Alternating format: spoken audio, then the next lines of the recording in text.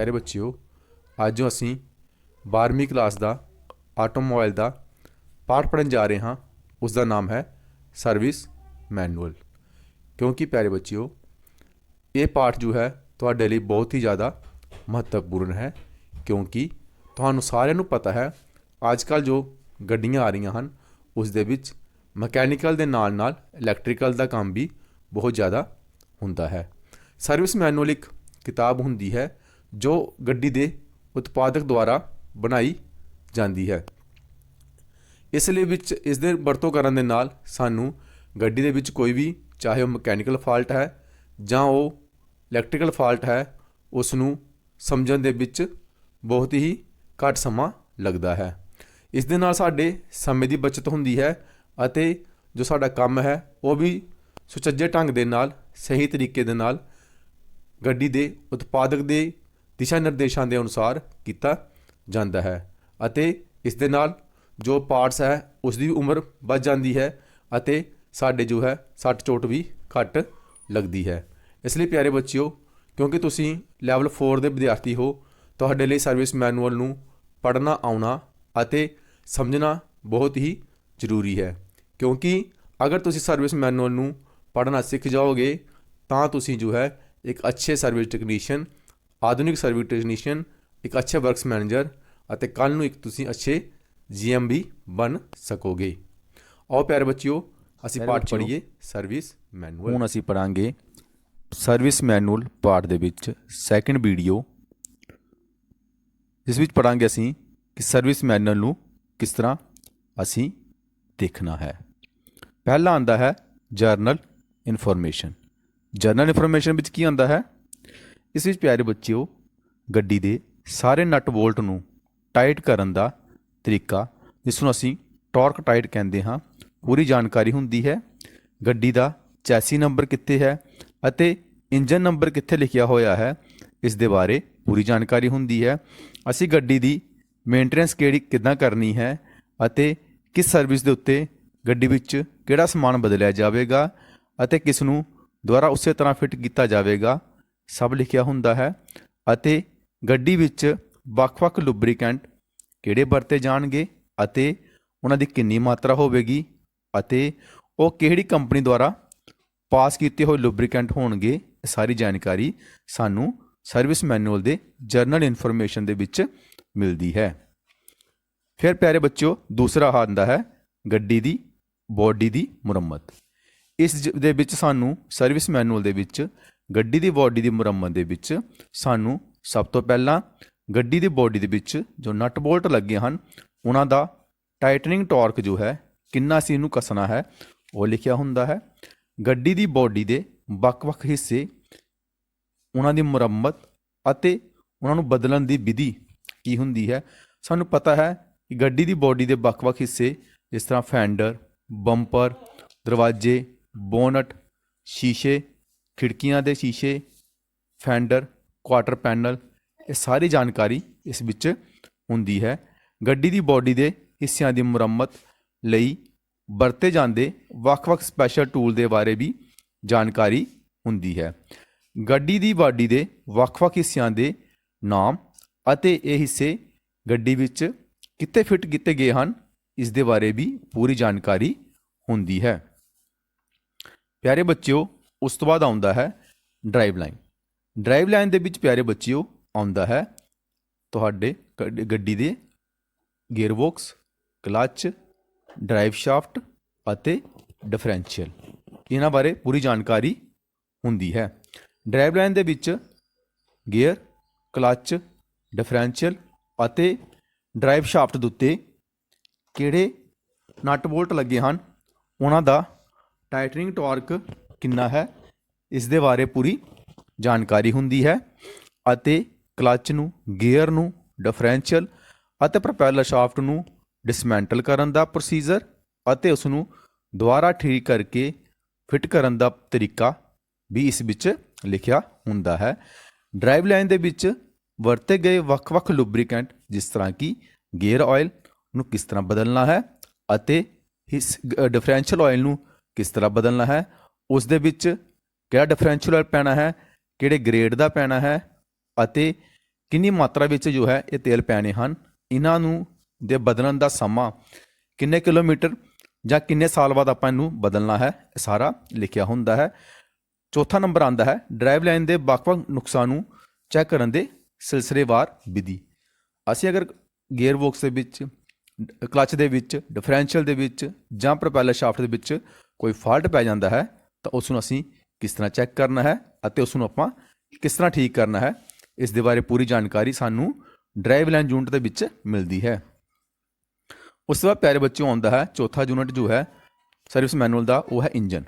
Engine ਦੇ ਵਿੱਚ ਪਿਆਰੇ ਬੱਚਿਓ ਕੀ ਹੁੰਦਾ ਹੈ, ਇੰਜਨ ਦੇ ਸਾਰੇ ਨਟ ਬੋਲਟ ਜੋ ਹਨ, ਚਾਹੇ ਉਹ ਹੈੱਡ ਦੇ ਨਟ ਬੋਲਟ ਹਨ, ਚਾਹੇ ਕਨੈਕਟਿੰਗ ਰੋਡ ਦੇ ਨਟ ਬੋਲਟ ਹਨ, ਚਾਹੇ ਉਹ ਕ੍ਰੈਂਕ ਸ਼ਾਫਟ ਦੇ ਨਟ ਬੋਲਟ ਹਨ, ਇਹਨਾਂ ਬਾਰੇ ਟਾਈਟਨਿੰਗ ਟਾਰਕ ਕਿੰਨਾ ਚਾਹੀਦਾ ਹੈ, ਸਾਰੀ ਜਾਣਕਾਰੀ ਹੁੰਦੀ ਹੈ। ਇੰਜਨ ਦੇ ਵੱਖ-ਵੱਖ ਹਿੱਸਿਆਂ ਨੂੰ ਕਿਸ ਤਰ੍ਹਾਂ ਆਪਣਾ ਖੋਲ੍ਹਣਾ ਹੈ ਅਤੇ ਕਿਸ ਤਰ੍ਹਾਂ ਉਸ ਨੂੰ ਸਿਲਸਿਲੇਵਾਰ ਜੋ ਹੈ ਟਾਈਟ ਕਰਨਾ ਹੈ, ਇਸ ਦੀ ਪੂਰੀ ਪ੍ਰਕਿਰਿਆ ਲਿਖੀ ਹੁੰਦੀ ਹੈ। ਇੰਜਨ ਵਿੱਚ ਕਿਹੜੇ-ਕਿਹੜੇ ਲੁਬਰੀਕੈਂਟ ਅਤੇ ਕੂਲੈਂਟ ਦੀ ਮਾਤਰਾ ਕਿੰਨੀ ਪੈਂਦੀ ਹੈ, ਇਸ ਨੂੰ ਬਦਲਣ ਦੀ ਵਿਧੀ ਕੀ ਹੈ ਅਤੇ ਇਸ ਨੂੰ ਕਿੰਨੇ ਸਮੇਂ ਬਾਅਦ ਜਾਂ ਕਿੰਨੇ ਕਿਲੋਮੀਟਰ ਬਾਅਦ ਬਦਲਿਆ ਜਾਂਦਾ ਹੈ, ਇਹ ਸਾਰਾ ਜਾਣਕਾਰੀ ਇੰਜਨ ਯੂਨਿਟ ਦੇ ਵਿੱਚ ਲਿਖੀ ਹੁੰਦੀ ਹੈ। ਇੰਜਨ ਦੇ ਵੱਖ-ਵੱਖ ਨੁਕਸਾਂ ਨੂੰ ਚੈੱਕ ਕਰਨ ਦੇ ਲਈ ਸਿਲਸਿਲੇਵਾਰ ਆਪਾਂ ਕਿਸ ਤਰ੍ਹਾਂ ਸਟੈਪ ਬਾਏ ਸਟੈਪ ਉਸ ਨੂੰ ਚੈੱਕ ਕਰਨਾ ਹੈ, ਇਹ ਵੀ ਲਿਖਿਆ ਹੁੰਦਾ ਹੈ। ਇਸੇ ਤਰ੍ਹਾਂ ਇੰਜਨ ਯੂਨਿਟ ਦੇ ਵਿੱਚ ਅੱਗੇ ਹੁੰਦਾ ਹੈ ਇੰਜਨ ਦੇ ਸਾਰੇ, ਕਿਉਂਕਿ ਅੱਜ ਕੱਲ੍ਹ ਤੁਹਾਨੂੰ ਪਤਾ ਹੈ ਪਿਆਰੇ ਬੱਚਿਓ ਇਲੈਕਟ੍ਰੋਨਿਕ ਗੱਡੀਆਂ ਆ ਰਹੀਆਂ ਹਨ, ਜਿਸ ਦੇ ਵਿੱਚ ਜਦੋਂ ਵੀ ਕੋਈ ਫਾਲਟ ਆਉਂਦਾ ਹੈ ਉਹ ਕੋਈ ਨਾ ਕੋਈ ਡਾਇਗਨੋਸਟਿਕ ਕੋਡ ਦਿਖਾਉਂਦਾ ਹੈ। ਉਹ ਡਾਇਗਨੋਸਟਿਕ ਕੋਡ ਨੂੰ ਜੋ ਹੈ ਸਪੈਸ਼ਲ ਸੌਫਟਵੇਅਰ ਦੇ ਨਾਲ ਜੋ ਗੱਡੀਆਂ ਮੈਨੂਫੈਕਚਰਰ ਤਿਆਰ ਕਰਦਾ ਹੈ, ਲੈਪਟਾਪ ਲਗਾ ਕੇ ਚੈੱਕ ਕੀਤਾ ਜਾਂਦਾ ਹੈ ਅਤੇ ਉਸ ਪਰਟੀਕੂਲਰ ਸੈਂਸਰ ਨੂੰ ਬਦਲ ਕੇ ਜਾਂ ਉਸ ਦੀ ਰਿਪੇਅਰ ਕਰਕੇ ਉਸ ਨੂੰ ਠੀਕ ਕੀਤਾ ਜਾਂਦਾ ਹੈ। ਸਾਰੀ ਜਾਣਕਾਰੀ ਜਿੰਨੇ ਵੀ ਡਾਇਗਨੋਸਟਿਕ ਕੋਡ ਹਨ ਸਾਰੇ ਹੀ ਤੁਹਾਨੂੰ ਸਰਵਿਸ ਮੈਨੂਅਲ ਦੇ ਇੰਜਨ ਯੂਨਿਟ ਵਿੱਚ ਮਿਲਣਗੇ। 6ਵਾਂ ਨੰਬਰ ਆਉਂਦਾ ਹੈ ਇੰਜਨ ਦੇ ਵੱਖ-ਵੱਖ ਪਾਰਟਸ ਦੀ ਵਰਤੋਂ ਸੀਮਾ। ਇੰਜਨ ਦੇ ਜੋ ਪਾਰਟਸ ਹਨ ਕਦੋਂ ਤੱਕ ਉਹ ਕਿਸ ਹੱਦ ਤੱਕ ਕਿੰਨੇ ਟੋਲਰੈਂਸ ਤੱਕ ਉਹਨੂੰ ਆਪਾਂ ਰਿਪੇਅਰ ਕਰ ਸਕਦੇ ਹਾਂ, ਜਾਂ ਉਸ ਤੋਂ ਅੱਗੇ ਵੱਧ ਟੋਲਰੈਂਸ ਹੋ ਜਾਂਦੀ ਹੈ ਤਾਂ ਆਪਾਂ ਉਹਨੂੰ ਨਵਾਂ ਹੀ ਬਦਲਣਾ ਹੈ, ਇਹ ਸਾਰੀ ਜਾਣਕਾਰੀ ਹੁੰਦੀ ਹੈ। 7ਵਾਂ ਆਉਂਦਾ ਹੈ ਇੰਜਨ ਦੀ ਰਿਪੇਅਰ ਕਰਨ ਲਈ ਵਰਤੇ ਜਾਂਦੇ ਵਾਲੇ ਸਪੈਸ਼ਲ ਔਜ਼ਾਰਾਂ ਦੀ ਜਾਣਕਾਰੀ। ਜਿਹੜੇ ਸਪੈਸ਼ਲ ਔਜ਼ਾਰ ਜੋ ਹਨ ਇੰਜਨ ਦੀ ਰਿਪੇਅਰ ਕਰਨ ਲਈ ਅਸੀਂ ਵਰਤਦੇ ਹਾਂ, ਉਹਨਾਂ ਬਾਰੇ ਪੂਰੀ ਜਾਣਕਾਰੀ ਹੁੰਦੀ ਹੈ। 8ਵਾਂ ਆਉਂਦਾ ਹੈ ਇੰਜਨ ਇਲੈਕਟ੍ਰਿਕ ਵਾਇਰਿੰਗ ਨੂੰ ਚੈੱਕ ਕਰਨ ਅਤੇ ਮੁਰੰਮਤ ਕਰਨ ਦੀ ਜਾਣਕਾਰੀ। ਚਾਹੇ ਪੈਟਰੋਲ ਗੱਡੀ ਹੋਵੇ ਚਾਹੇ ਡੀਜ਼ਲ ਗੱਡੀ, ਕਿਉਂਕਿ ਅੱਜ ਕੱਲ੍ਹ CRDI ਜਾਂ MPFI ਗੱਡੀਆਂ ਆਉਂਦੀਆਂ ਹਨ। ਇਹਨਾਂ ਵਿੱਚ ਇੰਜਨ ਦੇ ਵਿੱਚ ਵੀ ਕਾਫੀ ਵਾਇਰਿੰਗ, ਸੈਂਸਰਾਂ ਦੀ ਵਾਇਰਿੰਗ ਹੁੰਦੀ ਹੈ। ਇਸ ਸੈਂਸਰਾਂ ਦੀ ਵਾਇਰਿੰਗ ਦੀ ਸਰਕਟ ਡਾਇਗਰਾਮ ਕੀ ਹੈ, ਇਸ ਸੈਂਸਰ ਦੀ ਵਾਇਰਿੰਗ ਨੂੰ ਚੈੱਕ ਕਰਨ ਦਾ ਤਰੀਕਾ ਕੀ ਹੈ, ਇਸ ਸੈਂਸਰ ਨੂੰ ਚੈੱਕ ਕਰਨ ਦਾ ਤਰੀਕਾ ਕੀ ਹੈ, ਇਹ ਸਾਰੀ ਜਾਣਕਾਰੀ ਇਸ ਵਿੱਚ ਸਾਨੂੰ ਇੰਜਨ ਯੂਨਿਟ ਵਿੱਚ ਹੀ ਮਿਲਦੀ ਹੈ। ਅੱਗੇ ਪਿਆਰੇ ਬੱਚਿਓ ਆਉਂਦਾ ਹੈ ਬ੍ਰੇਕ ਸਿਸਟਮ। ਬ੍ਰੇਕ ਸਿਸਟਮ ਜੋ ਹੈ ਇਸ ਦੇ ਵਿੱਚ ਸਾਨੂੰ ਜੋ ਜਾਣਕਾਰੀ ਮਿਲਦੀ ਹੈ ਉਹ ਹੈ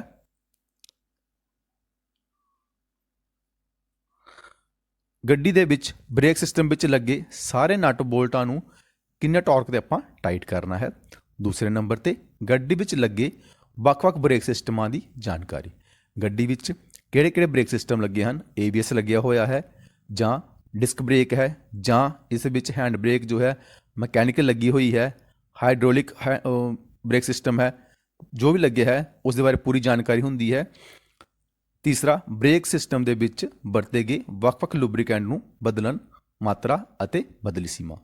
ਇਸ ਦੇ ਵਿੱਚ ਬ੍ਰੇਕ ਸਿਸਟਮ ਦੇ ਵਿੱਚ ਅਸੀਂ ਬ੍ਰੇਕ ਆਇਲ ਬਦਲਦੇ ਹਾਂ, ਉਸ ਦੀ ਕਿੰਨੀ ਮਾਤਰਾ ਪੈਂਦੀ ਹੈ, ਕਿੰਨੇ ਸਮੇਂ ਬਾਅਦ ਬ੍ਰੇਕ ਆਇਲ ਬਦਲਿਆ ਜਾਂਦਾ ਹੈ ਅਤੇ ਬ੍ਰੇਕ ਆਇਲ ਨੂੰ ਬਦਲਣ ਦਾ ਤਰੀਕਾ ਕੀ ਹੈ, ਇਹ ਪੂਰੀ ਪ੍ਰਕਿਰਿਆ ਲਿਖੀ ਹੁੰਦੀ ਹੈ।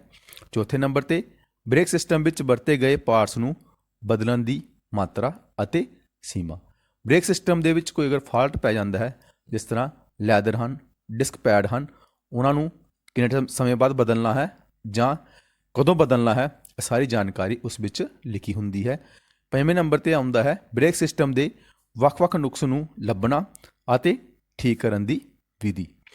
6ਵੇਂ ਨੰਬਰ ਤੇ ਆਉਂਦਾ ਹੈ ਬ੍ਰੇਕ ਸਿਸਟਮ ਦੀ ਮੁਰੰਮਤ ਲਈ ਵਰਤੇ ਜਾਂਦੇ ਵੱਖ-ਵੱਖ ਸਪੈਸ਼ਲ ਟੂਲਸ ਦੀ ਜਾਣਕਾਰੀ ਸਾਨੂੰ ਸਰਵਿਸ ਮੈਨੂਅਲ ਦੇ ਬ੍ਰੇਕ ਸਿਸਟਮ ਯੂਨਿਟ ਦੇ ਵਿੱਚ ਮਿਲਦੀ ਹੈ।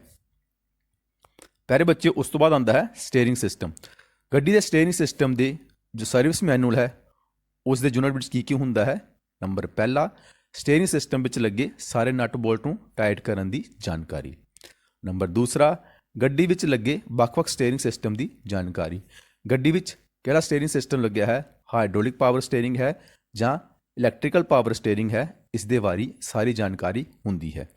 ਤੀਸਰਾ, ਸਟੀਅਰਿੰਗ ਸਿਸਟਮ ਦੇ ਵਿੱਚ ਵਰਤੇ ਗਏ ਵੱਖ-ਵੱਖ ਲੁਬਰੀਕੈਂਟਸ ਨੂੰ ਬਦਲਣ ਦੀ ਮਾਤਰਾ ਅਤੇ ਬਦਲੀ ਸੀਮਾ।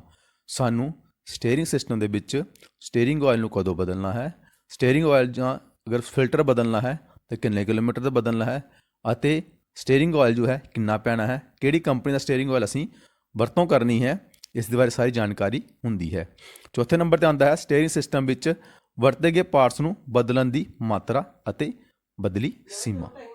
ਪੰਜਵੇਂ ਨੰਬਰ 'ਤੇ ਆਉਂਦਾ ਹੈ ਸਟੀਅਰਿੰਗ ਸਿਸਟਮ ਦੇ ਵੱਖ-ਵੱਖ ਨੁਕਸ ਲੱਭਣੇ ਅਤੇ ਉਹਨਾਂ ਨੂੰ ਠੀਕ ਕਰਨ ਨੂੰ ਕਿਹੜੀ ਵਿਧੀ ਹੈ, ਇਸ ਦੇ ਬਾਰੇ ਪੂਰੀ ਜਾਣਕਾਰੀ ਹੁੰਦੀ ਹੈ।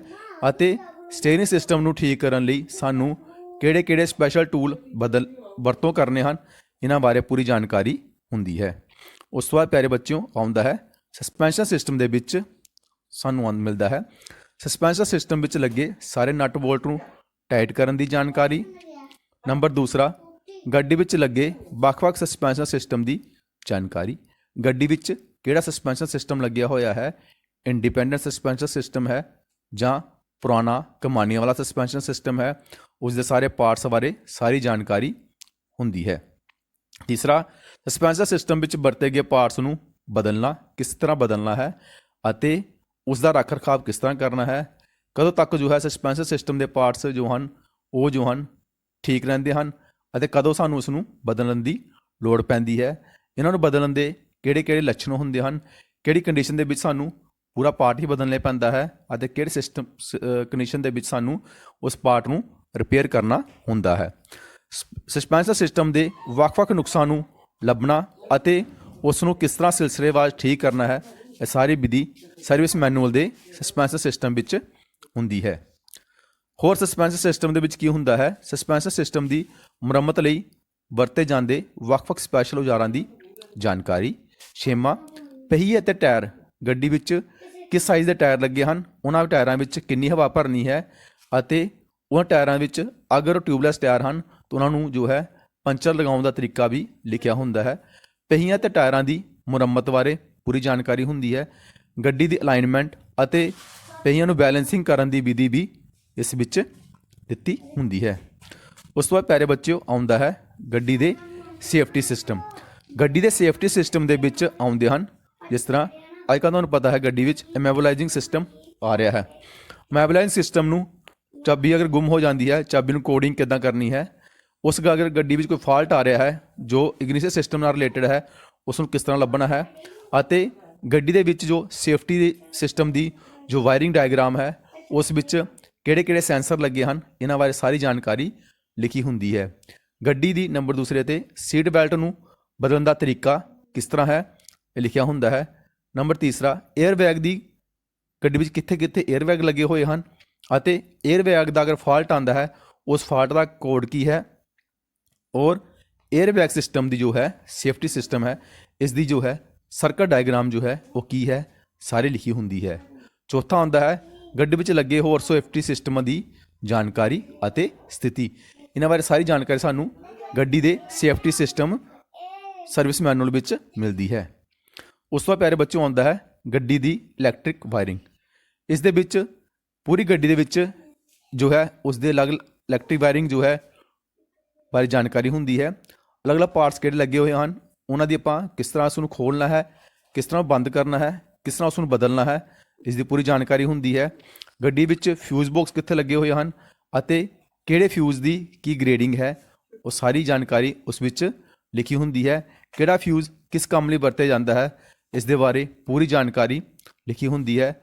ਗੱਡੀ ਵਿੱਚ ਜਿੰਨੀ ਵੀ ਇਲੈਕਟ੍ਰਿਕ ਵਾਇਰਿੰਗ ਹੈ ਸਾਰੀ ਵਾਇਰਿੰਗ ਡਾਇਗਰਾਮ ਸਾਨੂੰ ਹੈ ਗੱਡੀ ਦੀ electric wiring system service manual ਵਿੱਚ ਮਿਲਦੀ ਹੈ। ਗੱਡੀ ਦੇ ਜੋ ਪਾਰਟਸ ਹਨ ਉਹਨਾਂ ਨੂੰ ਖੋਲ੍ਹਣਾ ਅਤੇ ਉਹਨਾਂ ਚੈੱਕ ਕਰਨਾ ਸਪੈਸ਼ਲ ਟੂਲ ਦੇ ਨਾਲ ਕਿਸ ਤਰ੍ਹਾਂ ਚੈੱਕ ਕਰਨਾ ਹੈ, ਇਹ ਸਾਰੀ ਜਾਣਕਾਰੀ, ਉਸ ਦੀ ਰੈਸਿਸਟੈਂਸ ਕਿੰਨੀ ਹੈ, ਉਸ ਦੀ ਜੋ ਹੈ ਵੋਲਟੇਜ ਕਿੰਨੀ ਆ ਰਹੀ ਹੈ, ਇਹ ਸਾਰਾ ਕੁਝ ਜੋ ਹੈ ਉਸ ਦੇ ਵਿੱਚ ਲਿਖਿਆ ਹੁੰਦਾ ਹੈ। ਉਸ ਤੋਂ ਬਾਅਦ ਪਿਆਰੇ ਬੱਚਿਓ ਆਉਂਦਾ ਹੈ ਵਾਤਾਨੁਕੂਲਨ ਸਿਸਟਮ। ਇਸ ਦੇ ਵਿੱਚ ਗੱਡੀ ਦੇ ਏਸੀ ਸਿਸਟਮ ਦੇ ਬਾਰੇ ਪੂਰੀ ਜਾਣਕਾਰੀ ਹੁੰਦੀ ਹੈ। ਗੱਡੀ ਦੇ ਏਸੀ ਸਿਸਟਮ ਦੇ ਕਿਹੜੇ-ਕਿਹੜੇ ਭਾਗ ਹਨ, ਉਹ ਭਾਗ ਕਿਸ ਤਰ੍ਹਾਂ ਕੰਮ ਕਰਦੇ ਹਨ, ਗੱਡੀ ਦੇ ਏਸੀ ਸਿਸਟਮ ਦਾ ਸਰਕਟ ਕੀ ਹੈ, ਉਸ ਨੂੰ ਗੱਡੀ ਏਸੀ ਸਿਸਟਮ ਵਿੱਚ ਅਗਰ ਕੋਈ ਪ੍ਰੋਬਲਮ ਆ ਜਾਂਦੀ ਹੈ ਉਸ ਦੇ ਕੀ ਲੱਛਣ ਹਨ ਅਤੇ ਸਾਨੂੰ ਕਿਹੜੇ ਭਾਗ ਨੂੰ ਬਦਲਣਾ ਚਾਹੀਦਾ ਹੈ, ਪੂਰੀ ਜਾਣਕਾਰੀ ਹੁੰਦੀ ਹੈ। ਫਿਰ ਗੱਡੀ ਦੇ ਏਸੀ ਸਿਸਟਮ ਦੇ ਵਿੱਚ ਕਿਹੜਾ ਰੈਫਰੀਜਰੈਂਟ ਵਰਤਿਆ ਜਾ ਰਿਹਾ ਹੈ ਅਤੇ ਕਿਹੜਾ ਕੰਪਰੈਸਰ ਆਇਲ ਬਦਲਣਾ ਹੈ, ਕਦੋਂ ਬਦਲਣਾ ਹੈ, ਕਿੰਨੀ ਮਾਤਰਾ ਵਿੱਚ ਇਹ ਚੀਜ਼ ਪੈਣੀ ਹੈ ਅਤੇ ਕਿਹੜੀ ਕੰਪਨੀ ਦੇ ਅਸੀਂ ਰੈਫਰੀਜਰੈਂਟ ਅਤੇ ਕੰਪਰੈਸਰ ਆਇਲ ਵਰਤੋਂ ਕਰਨੀ ਹੈ, ਇਹ ਸਾਰੀ ਜਾਣਕਾਰੀ ਹੁੰਦੀ ਹੈ। ਤੇ ਗੱਡੀ ਦੇ ਵਾਤਾਵਰਣ ਸਿਸਟਮ ਦੇ ਅਲੱਗ-ਅਲੱਗ ਨੁਕਸਾਨ ਨੂੰ ਲੱਭਣਾ ਅਤੇ ਮੁਰੰਮਤ ਕਰਨ ਦਾ ਤਰੀਕਾ, ਗੱਡੀ ਦੇ ਵਾਤਾਵਰਣ ਸਿਸਟਮ ਦੀ ਰਿਪੇਅਰ ਲਈ ਵਰਤੇ ਜਾਂਦੇ ਸਪੈਸ਼ਲ ਔਜ਼ਾਰਾਂ ਦੀ ਵਰਤੋਂ ਅਤੇ ਗੱਡੀ ਦੇ ਵਿੱਚ ਫਾਲਟ ਲੱਭਣ ਲਈ ਸਾਨੂੰ ਕਿਹਨਾਂ ਸਾਵਧਾਨੀ ਦੀ ਵਰਤੋਂ ਕਰਨੀ ਚਾਹੀਦੀ ਹੈ, ਏਸੀ ਸਿਸਟਮ ਦੀ ਰਿਪੇਅਰ ਦੇ ਲਈ ਸਾਰੀ ਜਾਣਕਾਰੀ ਸਾਨੂੰ ਉਸ ਵਿੱਚ ਮਿਲਦੀ ਹੈ। ਇਸ ਤਰ੍ਹਾਂ ਪਿਆਰੇ ਬੱਚਿਓ ਅਸੀਂ ਦੇਖਿਆ ਕਿ ਅਸੀਂ ਜੋ ਹੈ ਚੰਗੀ ਤਰ੍ਹਾਂ ਜੋ ਹੈ ਇੱਕ ਗੱਡੀ ਦੇ ਜੋ ਹੈ ਸਿਸਟਮ ਦੇ ਵਿੱਚ ਸਰਵਿਸ ਮੈਨੂਅਲ ਨੂੰ ਕਿਸ ਤਰ੍ਹਾਂ ਪੜ੍ਹਨਾ ਹੈ, ਕਿਹੜਾ ਫਾਲਟ ਸਾਨੂੰ ਕਿਹੜਾ ਸਿਸਟਮ ਜੋ ਹੈ ਸਰਵਿਸ ਮੈਨੂਅਲ ਦੇ ਵਿੱਚ ਸਾਨੂੰ ਕਿੱਥੇ ਮਿਲੇਗਾ, ਸਾਨੂੰ ਉਸ ਬਾਰੇ ਪੂਰੀ ਜਾਣਕਾਰੀ ਪ੍ਰਾਪਤ ਹੋਈ ਹੈ।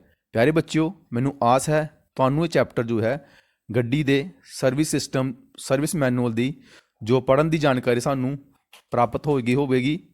ਇਸ ਲਈ ਮੈਂ ਤੁਹਾਡਾ ਸਾਰਿਆਂ ਦਾ ਬਹੁਤ ਬਹੁਤ ਧੰਨਵਾਦ ਕਰਦਾ ਹਾਂ। Thank you very much.